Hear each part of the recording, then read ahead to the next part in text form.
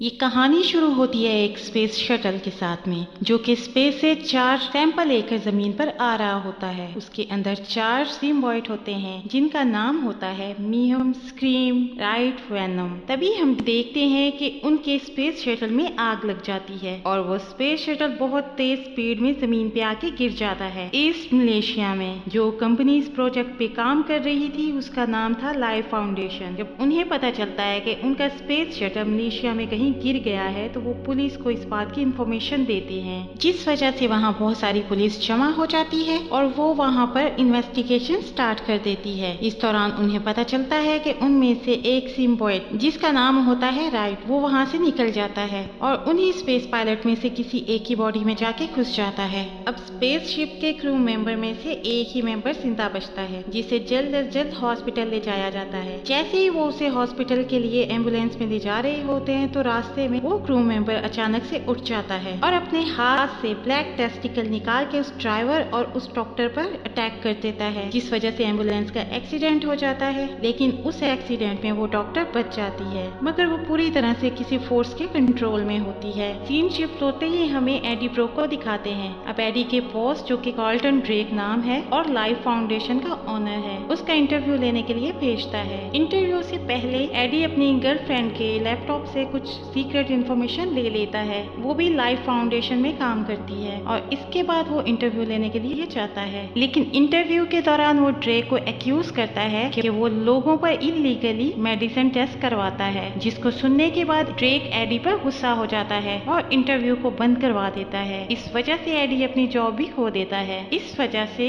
Any को भी life foundation से निकाल दिया जाता है। इसके बाद एन एडी के साथ अपना ब्रेकअप कर लेती है। अब उसी रात ड्रेक के पास वही 3 सैंपल्स पहुंच जाते हैं जो कि स्पेस शिप से एक्सपेरिमेंट के लिए लाए गए थे। लाइफ फाउंडेशन एक्चुअल में एक बायो इंजीनियरिंग कंपनी है। वो लोग इनके डिफरेंट फॉर्म्स बना के एक्सपेरिमेंट करते हैं कि ये पैरासाइट किस फॉर्म में ज्यादा ताकतवर रहेगा। वो एक शीशे के बॉक्स में खरगोश को रखते हैं और इस येलो पैरासाइट को छोड़ देते हैं, ये देखने के लिए कि येलो पैरासाइट इस खरगोश के साथ क्या करता है। उस फाउंडेशन का ओनर भी वहीं मौजूद होता है। वहाँ उनकी एक वर्कर भी होती है जो कि एक्सपेरिमेंट होते हुए देख रही होती है। शुरू में तो उन्हें लगता है कि खरगोश और पैरासाइट की बॉन्डिंग बहुत अच्छी हो गई है और ये दोनों मिक्स होके बहुत ज्यादा पावरफुल हो गए हैं। लेकिन कुछ देर के बाद उस रैबिट की मौत हो जाती है और उनका ये एक्सपेरिमेंट नाकाम हो जाता है। एडी को न्यूज से पता चलता है कि उस फाउंडेशन का ऑनर और प्लान्स कर रहा है अपनी एक नई स्पेस शिप को स्पेस में भेजने के लिए। एडी जानता था कि अगर उसने ऐसा किया तो इससे और भी लोगों की जानें जाएंगी, जैसे कि पहले लोगों की गई हैं। रास्ते में एडी को एक औरत मिलती है और वो उससे कहती है कि मुझसे न्यूज़पेपर खरीद लो। वो उससे न्यूज़पेपर खरीद के एक स्टोर में आ जाता है। तभी वहाँ पे एक चोर आता है और उस स्टोर को लूटने लगता है, लेकिन एडी खामोशी से अपनी चीजें लेता है और बिल पे करके वापस आ जाता है। दूसरी तरफ हम उसी फाउंडेशन की लैब को देखते हैं जहाँ पे वो ट्रैक भी होता है, जो कि उस फाउंडेशन का ओनर था, उसी ग्लासेस वाली वर्कर के साथ। यहाँ पर अब जानवर की बजाय एक इंसान के साथ एक्सपेरिमेंट करने के लिए प्लान किया जाता है, लेकिन वो पैरासाइट उस इंसान की बॉडी के साथ भी मैच नहीं करता और वो उसकी जान ले लेता है। लेकिन वहाँ की उस वर्कर को ये सब देख के बहुत बुरा लग रहा होता है। वो वहाँ से एडी के पास जाती है और उसे बताती है कि हमारी फाउंडेशन में इस तरह के एक्सपेरिमेंट्स हो रहे हैं। वो उससे हेल्प मांगती है, लेकिन एडी रिफ्यूज कर देता है क्योंकि वो उसे कहता है कि मैं ये प्रोफेशन छोड़ चुका हूँ और अब मैं किसी के साथ भी टक्कर नहीं लेना चाहता।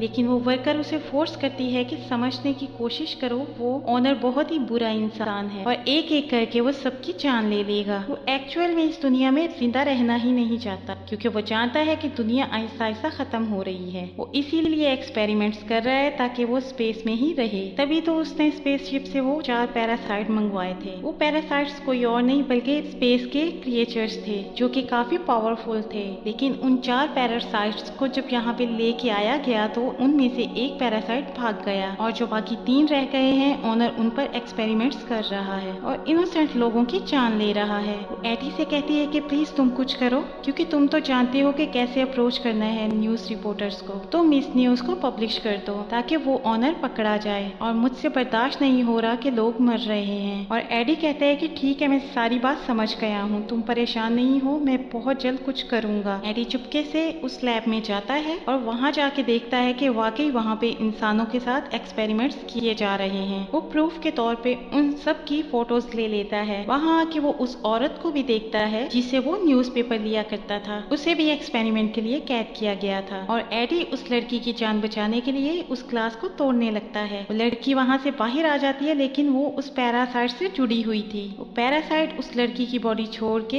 एडी की बॉडी में आ जाता है और अब एडी की बॉडी पे उस पैरासाइट का असर होने लगा था। ये देख के सभी गार्ड्स एडी के पीछे लग जाते हैं और एडी वहाँ से भागने लगता है, लेकिन वो इतनी स्पीड से भागता है कि कोई भी नॉर्मल इंसान उस तरह नहीं भाग सकता। इसका मतलब ये है कि पैरासाइट ने उस पर असर कर दिया था। वो एक जंगल की तरफ भाग जाता है और बहुत ज्यादा ऊंचे जंप लगाने लगता है और ऊंचे ऊंचे जंप लगाता हुआ दरख्त पे चढ़ जाता है और गार्ड से अपनी जान बचाता है। जब सब लोग वहाँ से चले जाते हैं तो एडी अपने घर आ जाता है। वो घर आते बहुत ज्यादा पानी पीता है और बहुत ज्यादा खाने लगता है। कोई भी चीज उसकी भूख मिटा नहीं सकती। इसके बाद उसका दिल खराब होने लगता है और वो वॉमिटिंग करने लगता है। उसकी बॉडी में बहुत ज्यादा चेंजिंग्स आने लगती हैं। यहाँ तक कि उसकी शक्ल भी बदल जाती है, जिसे देख के वो काफी परेशान हो रहा था। एडी को कुछ समझ नहीं थी आ रही। इस टेंशन में वो अपनी फियांसी को कॉल करता है। उसकी फियांसी उसे कहती है कि मैं तुमसे सारे रिलेशंस खत्म कर चुकी हूँ, अब मैं किसी और के साथ रिलेशनशिप में हूँ। लेकिन एडी फिर भी उसे फोर्स करता है उससे मिलने के लिए। तभी एडी उसके साथ रेस्टोरेंट में मिलने जाता है। वो रेस्टोरेंट में मौजूद सारी चीजें खाने लगता है। इतनी चीजें खाने के बाद भी वो कहता है कि मुझे एनर्जी नहीं मिल रही, ये मुर्दा मीट है, मुझे कोई जिंदा चीज खाने को दो। साथ ही उसे एक्वेरियम नजर आता है जिसमें बैठ के वो वहाँ क्रैब खाने लगता है। इनफैक्ट एडी की बॉडी में उन 4 पैरासाइट्स में सबसे स्ट्रॉन्ग पैरासाइट आ गया था, तभी तो उसने इंसान की बॉडी को अपना होस्ट बना लिया था। लेकिन एडी की फियांसी और उसके दोस्त को ये बात समझ नहीं थी आ रही, तो वो उसका स्कैन करने के लिए उसे हॉस्पिटल ले जाते हैं और उसके बाद एडी को उसके घर भेज दिया जाता है कि जैसे ही रिपोर्ट आएगी एडी को इन्फॉर्म कर दिया जाएगा। और अब हम लैब का सीन देखते हैं जिसमें दिखाते हैं कि वहाँ के ओनर को उस लड़की के बारे में पता चल जाता है कि उसी ने एडी को यहाँ पे बुलाया था, क्योंकि उसे यहाँ की अप्रोच थी। वो उस लड़की पर काफी गुस्सा होता है और उस पर भी एक पैरासाइट छोड़ देता है। नेक्स्ट सीन में हम एडी को अपने घर में देखते हैं। एडी को बहुत ज्यादा गुस्सा आने लगा था। उसका नेबर बहुत ऊंची आवाज में म्यूजिक सुन रहा होता है। एडी उसके घर जाके उसे रोकता है, लेकिन वो इस चीज से बाज नहीं आता। तभी एडी की बॉडी में मौजूद पैरासाइट बाहर आ जाता है जो कि वेनम होता है। वो उसको मना करता है। तभी उसी दौरान वहाँ पर कुछ गार्ड्स आ जाते हैं जो कि फाउंडेशन के ऑनर ने भेजे होते हैं।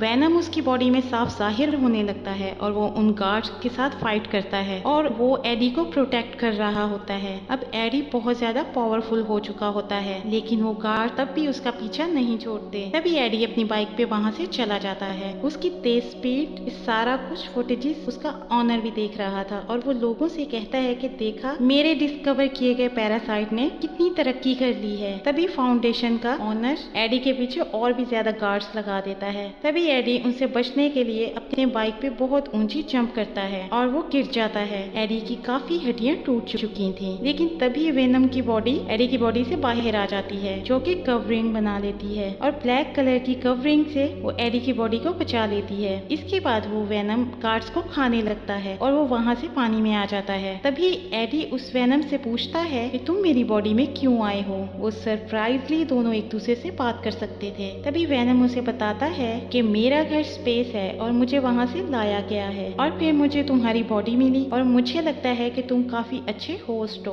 और मैं तुमसे रिक्वेस्ट करता हूँ कि मुझे मेरे घर यानी कि स्पेस में वापस भेज दो। अब एडी के पास सारे एविडेंस होते हैं जो कि उसने सारी पिक्चर्स क्लिक की थी कि उस लैब में लोगों के साथ कितना जुल्म हो रहा था। वो अपनी कंपनी जाता है ये सब बताने के लिए, लेकिन उसका साथी उसे अंदर ही नहीं आने देता। तभी वेनम एडी से कहता है कि मैं तुम्हें ऊपर पहुंचा देता हूं। तभी वो लोग ऊपर चले जाते हैं और एडी खिड़की तोड़ते हुए अपने बॉस के ऑफिस में आ जाता है। साथ में वो एक नोट रखता है और सारे एविडेंस रखता है। लेकिन तभी वहाँ पर उसी ऑनर के गार्ड्स आ जाते हैं और उस पर अटैक करने लगते हैं और उसे शूट करने की कोशिश करते हैं। लेकिन तभी वेनम एडी की बॉडी से बाहर आकर उसे दोबारा से प्रोटेक्ट करता है। वो वेनम उन सभी गार्ड्स को हरा के एक को खाने ही वाला होता है। तभी वही लड़की जो कि उसकी फियांसी थी वो वहाँ पे आ जाती है। एडी इंसानी शक्ल में वापस आ जाता है और उससे पूछता है कि तुम क्या कर रही हो यहाँ पे, और वो उसे कहती है कि तुम जानते हो कि तुम्हारा इलाज चल रहा है और तुम यहाँ पे क्या कर रहे हो,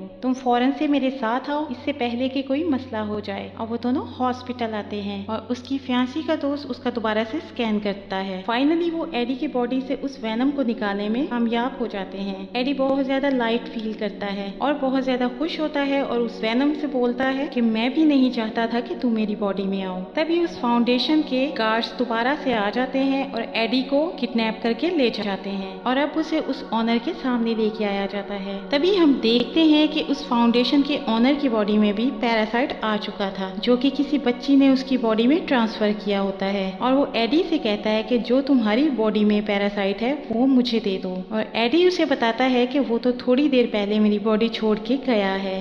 एडी उसे बताता है कि अब वो मेरी बॉडी में नहीं है, वो जा चुका है, तुम ढूंढ लो उसे जाके। तभी वो ऑनर एडी से कहता है कि मुझे गुस्सा मत दिलाओ क्योंकि मैं भी एक पैरासाइट में बदल सकता हूँ। साथ ही वो एक मॉन्स्टर टाइप पैरासाइट में बदल जाता है, जो कि इस मूवी में दूसरा मेन पैरासाइट था। एडी उसे कहता है कि प्लीज मुझे मत डराओ, तुम्हें इस पे बहुत मान है, तुम भी थोड़ी देर में थक जाओगे, ये तुम पे अपना पूरा कंट्रोल करेगा। तभी ऑनर कहता है कि मुझे इससे कोई फर्क नहीं पड़ता। जब एडी उसकी किसी भी बात का कोई जवाब नहीं देता तो ऑनर गार्ड से कहता है कि इसे धक्के मार के यहाँ से बाहर निकाल दो और इसे मार डालो। लेकिन तभी हम देखते हैं कि एडी की फियांसी की बॉडी में वो वेनम दोबारा आ जाता है। वो वेनम एडी की उन गार्ड से जान बचा लेता है और फिर दोबारा से वो एडी की बॉडी में आ जाता है। यहाँ एडी का अपनी फियांसी के साथ दोबारा से पैचअप हो जाता है। वो वेनम एडी से कहता है कि वो ऑनर सारे एक्सपेरिमेंट कर चुका है, वो ऑनर दोबारा से स्पेस में आना चाहता है। उसका प्लान है कि वो वहाँ से और भी पैरासाइट्स लेके आए।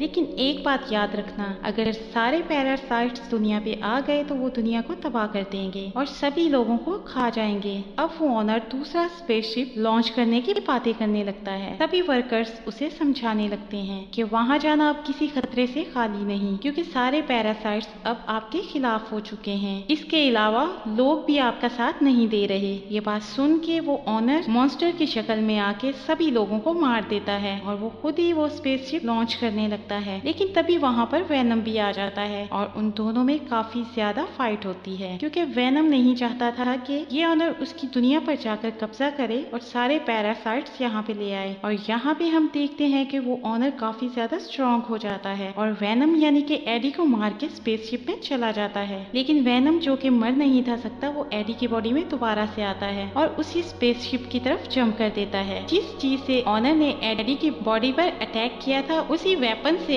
वेनम उस स्पेसशिप को डैमेज कर देता है, जिससे उसका सारा फ्यूल नीचे गिरने लगता है और वो स्पेसशिप ब्लास्ट कर जाता है। और फिर हम देखते हैं कि वो ऑनर मर चुका है। वेनम ने भी अपनी जान कुर्बान कर दी थी एडी को सेव करने के लिए और एडी पानी में गिर जाता है। नेक्स्ट डे हम देखते हैं एडी और उसकी फियांसी बैठ के बातें कर रहे होते हैं। तभी उसकी फियांसी को एडी की बॉडी से उसी वेनम की आवाज आती है, तो वो कहती है कि एडी, वेनम अभी भी जिंदा है। तो एडी उसे कहता है कि नहीं नहीं, ये तो किसी और की आवाज थी। इससे हमें ये पता चलता है कि वेनम अभी भी जिंदा है। तभी एडी वहाँ से उठ के चला जाता है और चुपके से वेनम से बातें करने लगता है और उसे कहता है कि अब तुम मेरी दुनिया में रह रहे हो, लेकिन किसी को पता नहीं चलना चाहिए कि तुम यहाँ पे हो। तुम्हें यहाँ रहने के लिए रूल्स को फॉलो करना होगा, जैसे कि तुम अब इंसानों को नहीं खाओगे, सिर्फ बुरे इंसानों को खाओगे और वो भी कभी कभी। करो प्रॉमिस। तभी वेनम एडी से क्वेश्चन करता है कि एडी, बुरे लोग कौन से होते हैं, बताओ मुझे। और एडी उसे बताता है कि ऐसे लोग जो दूसरे लोगों का दिल दुखाते हैं और उनके साथ बुरा करते हैं। तभी वो दोनों वहाँ स्टोर में जाते हैं और वहाँ देखते हैं कि स्टोर को एक और आदमी लूटने आया है और ये देख के वेनम एक्टिवेट हो जाता है और उस चोर को खा लेता है, जैसा कि एडी ने उसे कहा था कि तुम सिर्फ बुरे लोगों को खा सकते हो। उसके बाद हम देखते हैं कि सब कुछ नॉर्मल हो जाता है और एडी फिर से अपनी पुरानी जॉब पर आ चुका था, यानी कि वो न्यूज रिपोर्टर बन गया था और अब वो बहुत बड़े सीरियल किलर का इंटरव्यू ले रहा था। और इसी के साथ मूवी यहीं पे एंड हो जाती है। Thanks for watching.